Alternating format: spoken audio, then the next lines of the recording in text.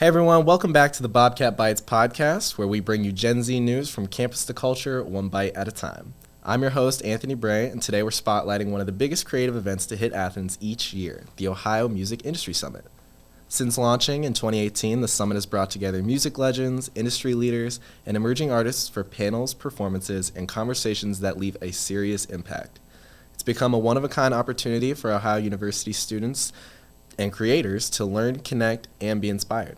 Joining us today is the man behind it all, Josh Antonuccio, Director of the Media Arts and Studies program here at Ohio University and co-founder of the Music Industry Summit. Josh, welcome to the podcast. Good to see you, Anthony. Thanks. Josh, can you take us back to 2018 and the early stages and the development of the Ohio Music Industry Summit and just kind of talk to us about who was involved, how the idea came together, and what the early days of planning this whole event looked like? Yeah, well, it was much different. My colleague, Paul Mass, who was then a director in the Center for Entrepreneurship, he came to my office and said, hey, I'm a music guy, and I've been looking to put together like a panel with music professionals, and everybody told me, like, you'd be a good person to partner with on this. And I was like, absolutely. One other thing I do is I direct the South by Southwest program here at Ohio University. So that's always been top of mind in terms of like trying to create something in a similar fashion here. So I was really excited. So that first year, essentially, I just hosted a panel with about 4 different types of people in one event. And it was essentially like an artist, a promoter, somebody who else was on that panel? Oh, we had a TM, a tour manager there. And then one other person. We had somebody that runs a festival. And so, but even at 2 hours in one night, we packed out Baker 240, 242. And we would survey people, and we had people driving in from as far away as Columbus. And we're like, yeah, that was my thought. And I'm like, okay. So that summer I did some thinking on it. Mm-hmm. And I went back and I met with Paul and one of my current partners, Paul Benedict, who's now director of Center for Entrepreneurship. And I said, hey, I think we can actually like really expand this into something much bigger. And at that point, I had a lead to get Chuck D of Public Enemy here. And I was like, I think if we can get a keynote and then build around it, I think it could be something substantial. And the goal at that point in 2018 was just to do like a half day. Mm-hmm. And so they said, sure. So then from there, like, that ended up becoming a full day because we landed some other amazing people. Samir Gadia of Young the Giant came in that year, and then Nora Felder, who's the music supervisor on Stranger Things, and it had just become a huge show, but now she's easily the biggest music supervisor out there. So and then we got all these other people that wanted to be involved, and so that was kind of like the template that we kind of built on from there. So from that first edition of the show, did it like take any additional convincing, or was everyone kind of seeing the potential that it had and was just on board with writing it out? I think most people, I don't know if people thought it would work, Okay, they didn't think it would like translate? They weren't sure, it was like, are people going to come out? What's the format going to look like? But we had such a great response and such great turnout that year that I think people were like really stoked. Yeah. We built an even better year for 2020, and then about a week before it happened, COVID shut the whole thing down. I was just going to ask you, like, with it being such a humble beginning, mm-hmm. And now flash forward 7 years, mm-hmm. has the growth of the event been like an exponential thing, or did you guys have peaks and valleys? I mean, it's been mostly exponential, but we've definitely had some peaks and valleys. I mean, it's crazy that in 2020, that year we had an insane lineup. We had Phineas confirmed, and I was at the Grammys that year in LA when him and Billie Eilish won. And we booked him for the keynote and for the performance, and nobody really knew who he was. Mm-hmm. And then I remember I'm sitting at then Crypto Arena during the Grammys, and my phone just starts blowing up because people were like, because as they were winning, they're like, oh my gosh, this is who's coming to OU. The crazier thing about that was that we were working with an alum, this great guy named Ken Ehrlich, who was the 40-year producer of the Grammys. So wow. He was So, we were there, and then we had come up with this whole secret plan to get Billie Eilish here, and we had it in place. And nobody knew that. There were like 4 of us that knew about it. And so we had this whole security plan. So essentially, Phineas was going to come. She was going to join, but unannounced. And then we were just going to bring her out during the talk. And then the event got canceled. No. So people were, but it's crazy because people were like, "Oh, I'm sorry, the event got canceled," but they didn't know that was happening. Yeah, you guys don't even understand. It could have been so much bigger. That's right. So you have stuff like that. Of course, this year, unfortunately, Julian Baker getting a concussion the weekend before the event. But like in 21, the upshot was that was the pandemic proper year, and then like South by Southwest, we went entirely virtual. So we were able to get. That year, we had an insane amount of people come on board because of what we'd already built. Mm-hmm. Phoebe Bridgers was that year, St. Vincent, Killer Mike and Run the Jewels, and Phineas joined. And then he came and did the show just later in the year. So it was that was like a huge peak after a massive valley. Mm-hmm. But that's kind of how it works. Some years really hit. Some years you just have to roll with the punches, Did you feel that extra pressure after 2020 got canceled to put on a massive production? Or did you just kind of... meet with the team and say, "Hey guys, we got to go all out"? Yeah, I think maybe a little of both, but it was mostly pressure on myself because I knew what we had was going to be great, and I wanted to do something really amazing. But I will say that was 2020. After that happened, I think that was where the impetus really came in to start going out and raising a lot of money to make something substantial happen, and so. We got kind of the programming ideas together, and then we just didn't have enough money, in-house to do it. And so I went out and that was where the fundraising kind of really started taking off. Yeah. Athens being such a small, tight-knit community, events like these are so impactful. Mm-hmm. And I'm just wondering if you could, for anyone who hasn't been able to attend the event yet, if you could describe what makes specifically the Ohio Music Industry Summit so special and unique and impactful compared to other events similar across the country. Yeah, I mean, for the most part, if you and I engage with leaders in the creative fields, you have to go somewhere. You have to go to New York, you have to go to Austin, you have to go to LA, Atlanta, Chicago, Nashville, wherever. It's you have to, 1, get yourself there, and then 2, you have to spend the money to get access and to engage. So none of that is free. And like I said, doing the South by Southwest trip, it is a kind of an unparalleled experience and opportunity to network and to learn, but it's a big investment in terms of time and money. So what we do here is we create an event that is in line, parallel with those types of opportunities, but we place it in the Midwest. And so it's within a 3 to 4 hour driving distance for several metropolitan areas in 6 states, and it's centered on a campus that's completely accessible for students. And I go out and we raise money every year to keep this event completely free for students, high school or college students. And there really isn't an analog to that anywhere else, because everywhere else there is some charge. Now there are major, universities and colleges that do this, but they're, again, centered in New York, they're centered in Nashville or whatever. So, and we have been nationally recognized as such. We were ranked one of the top 7 music conferences in the U.S.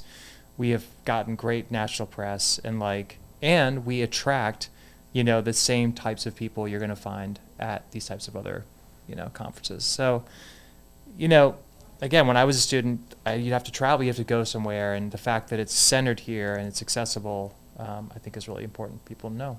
Yeah.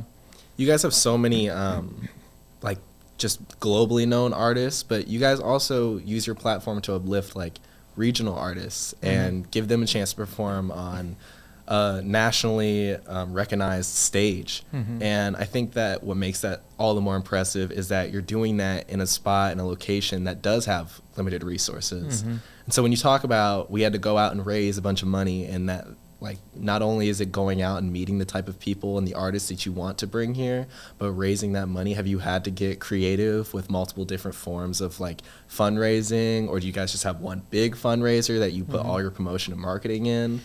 Break down how you guys are able to fund this big summit.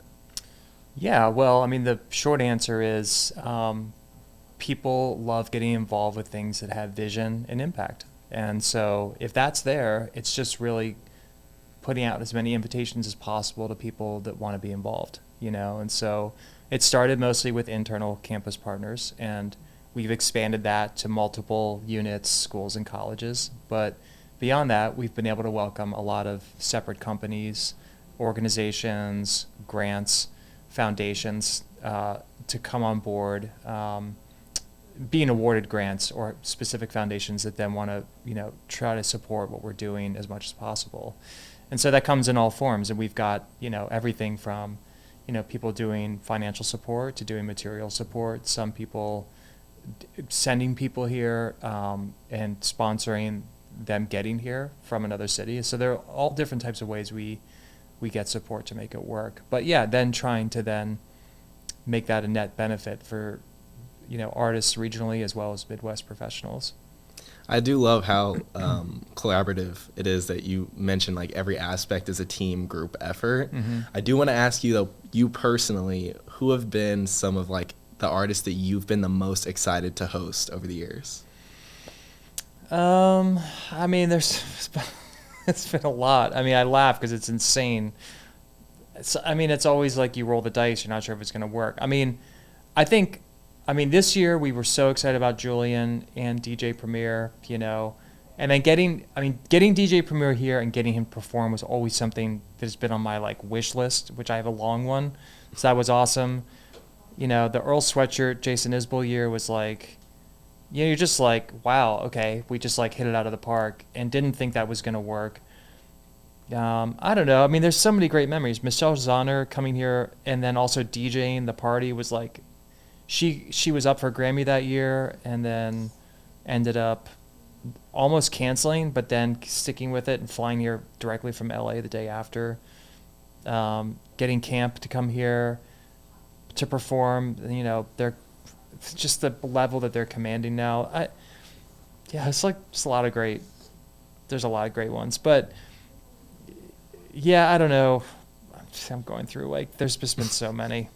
I'm glad that you mentioned Earl Sweatshirt, though, because that was actually the first event that I ever went to for the Music Industry Summit. I found out about last year, obviously the biggest year that you guys have had yet. Yeah. And Earl Sweatshirt, just to geek out a little bit, I was like in high school super obsessed with Odd Future. Yeah. And so like I was really into like Frank Ocean, Tyler the Creator, and Earl Sweatshirt in turn.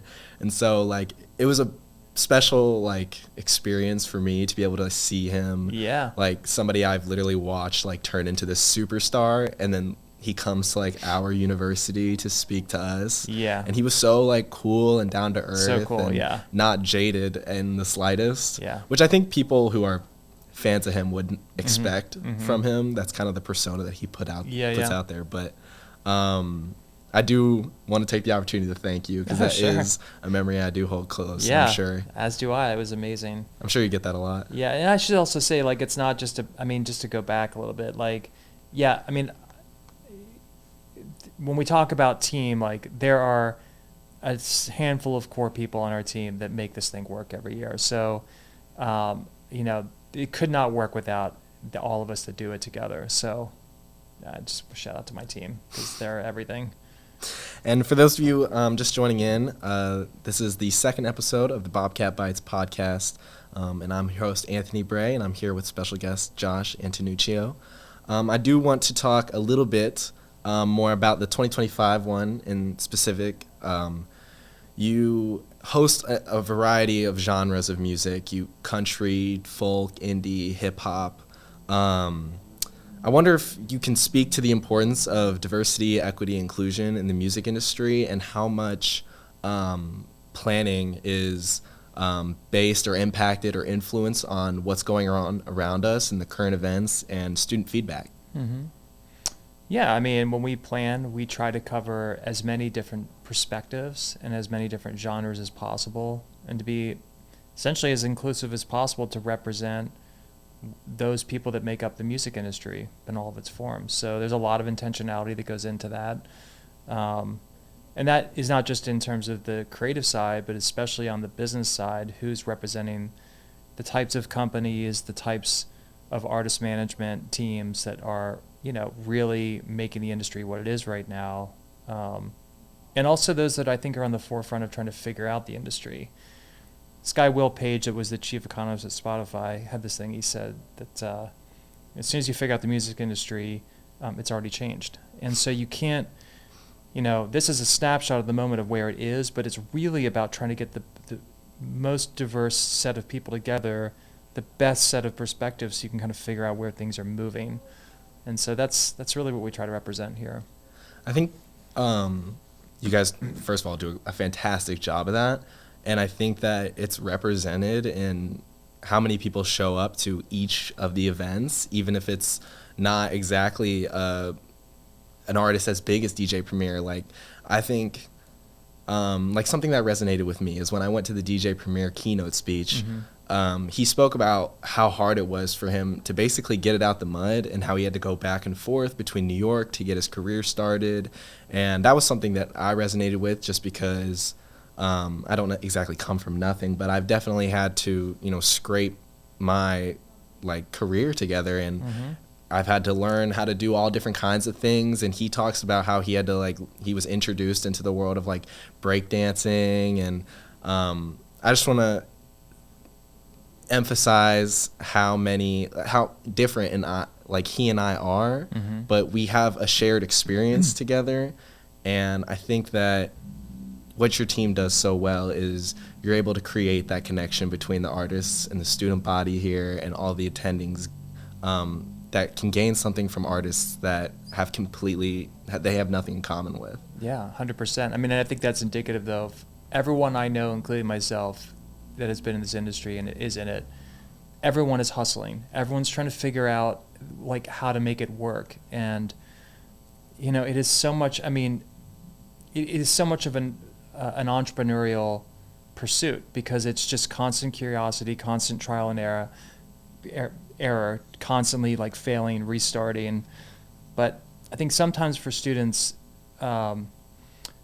sometimes in the educational mindset, you can be taught that if you do this, then you get this result. Right. But that's just not how this world in particular works at all. The test is changing in real time, and the answers are changing, and it's you can't learn without doing, and you certainly can't learn without meeting people and having that kind of currency relationship. Yeah. Well, I also we got into it a little bit earlier, but I do want to talk to you about the Julian Baker performance falling through. Sure. And I was wondering if you could just give us some insight into what exactly happened there and what that process was like, trying to fill that spot in on such a short notice. Yeah, well, as the live events go, they can happen. They can also be canceled. And the weekend before the conference, we got, we didn't get notified until Monday morning, but over the weekend, someone on their team got a concussion and had to cancel the first 2 weeks of the tour, and we were part of that. Big Ears was part of that. That was going to be their first big festival date, which was the day after us. And to my knowledge, right now, they're not going to start their tour until the second set of dates in the third week of April. So, yeah, you get a text or a call like that, and you find out what's going on, and of course, it's devastating, and you feel everything you're going to feel. But then beyond that, it's the show has to go on. You got to figure it out. We already had 3 days of programming, 70 plus people on their way to town. Over 1,000 people registered for conference events, and nearly 3,000 planning to come to events across the board. So it's you have to look at the bigger picture. So the first thing, of course, then is you have to go through crisis communication management with their agent, the management, everyone else that's involved with getting the message out. So we can't disclose anything to the public until they've given us the green light. We've had a call and we've cleared communications. And as I was mentioning before we got started, in part, it's because the national press is going to pick it up, which they did, and they actually picked up not Big Ears, but all of our press announcements. So, we were all over the music and the national press for the cancellation. So that's kind of step one.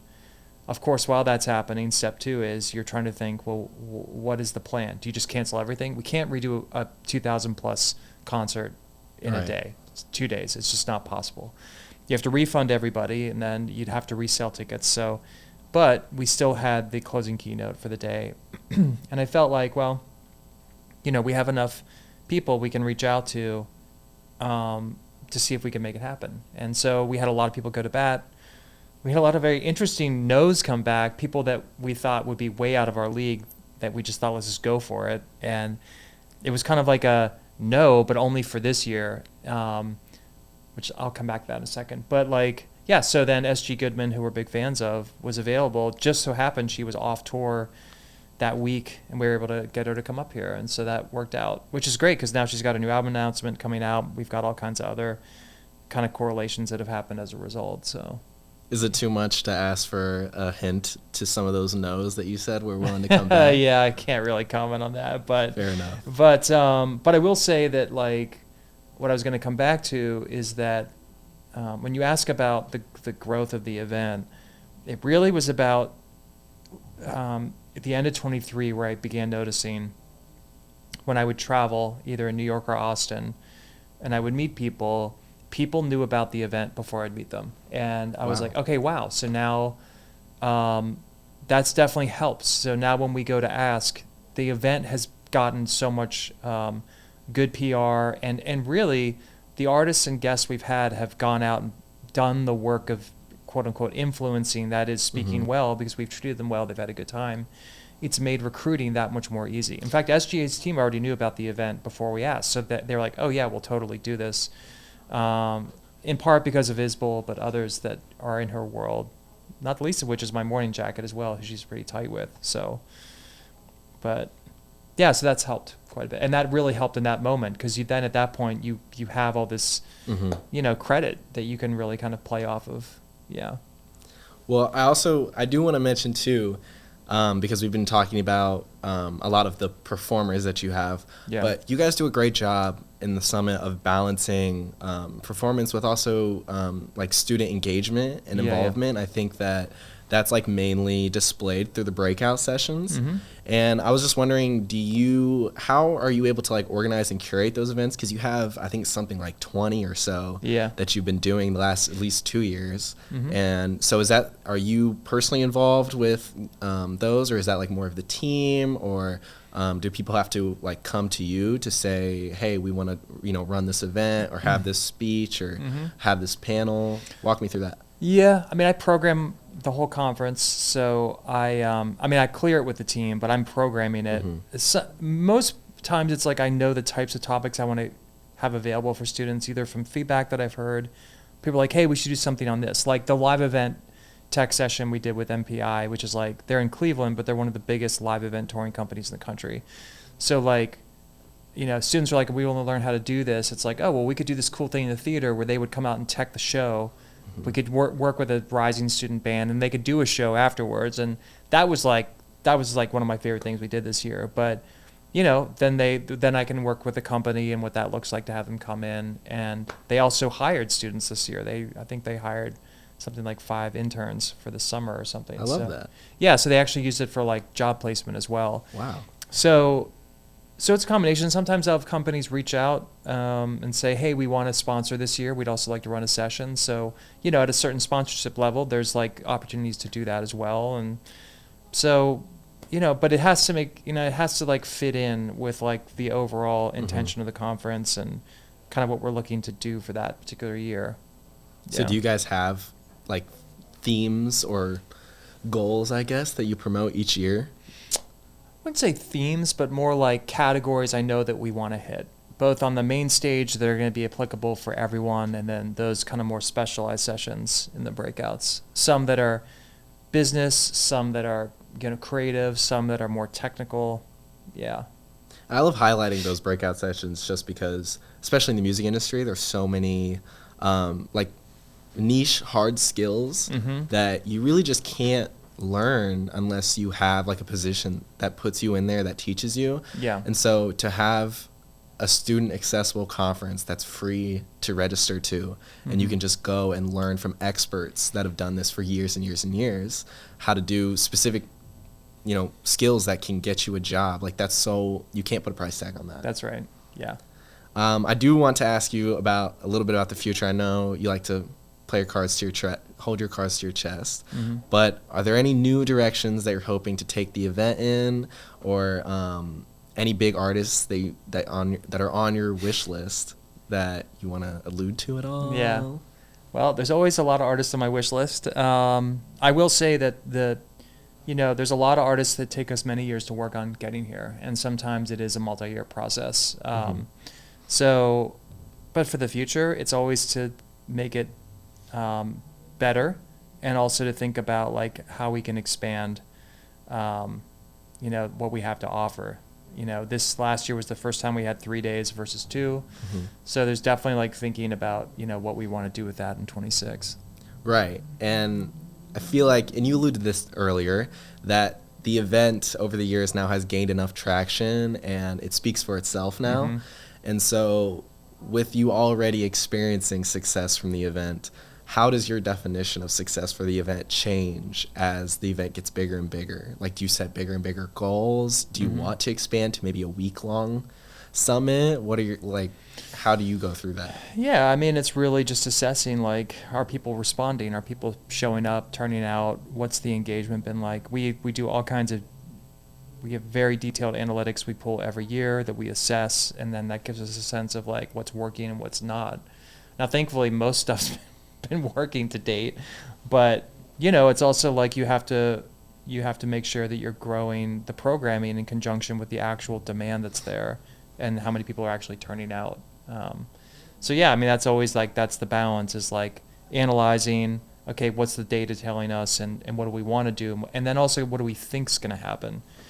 It's a tricky thing in the creative world. People can't tell you what they want until they have it. So the analytics can only tell you so much. It's like... Do you feel like you've been having to anticipate those needs? Sometimes, yeah. I mean, we've had years where we're like, the data's telling us that this artist or this thing is going to do really well. Mm-hmm. And it's not that it bombs, but it's like, wow, they didn't really do as well as I thought it was going to do. And so the data isn't always the best predictor of how people are going to react. Plus, you just have other factors like concussions and weather, and you just don't know. So Right. It is always a risk. There's no foolproof way, but you just try to anticipate, like, also, where are things going in the broader industry? Being at other conferences, like South by and others that I mentioned, or like, gives you a sense of that. But so you want to make sure that you're hitting kind of like, again, where things are now, and also what I think students are going to need to know or would like to know.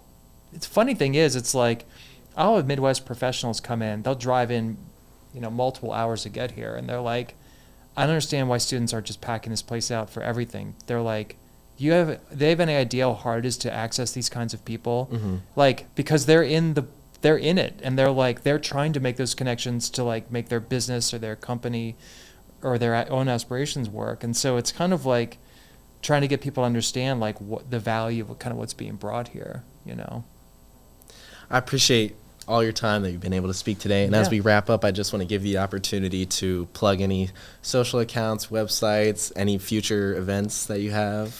Now's the time. Yeah. Well, I mean, the next biggest thing we're doing is next week. I don't know when this is going to be shared, but April 17th at the Athena Cinema, we're hosting a conversation with the band My Morning Jacket, and then they'll be playing a show at Memod, their only Ohio date on this tour. And then, follow us on socials. We're on all the major socials. Just search Music Industry Summit, and come on out in 26. Well, thank you for joining us again, Mr. Antonuccio. That's all we have for today on this episode of the Bobcat Bytes podcast. This episode of Bobcat Bytes was produced and edited by Caleb McCleskey. Our social media manager and technical assistant is Charlie James. And to find out more information and see more content, you can visit hearmyvoiceonline.com to listen to more episodes on YouTube at Gen Z Up to the Ballot. I'm your host, Anthony Bray. This is the Bobcat Bytes podcast, bringing you Gen Z news from campus to culture, one bite at a time. While we give you the opinions and perspectives, it's up to you to decide. Thank you.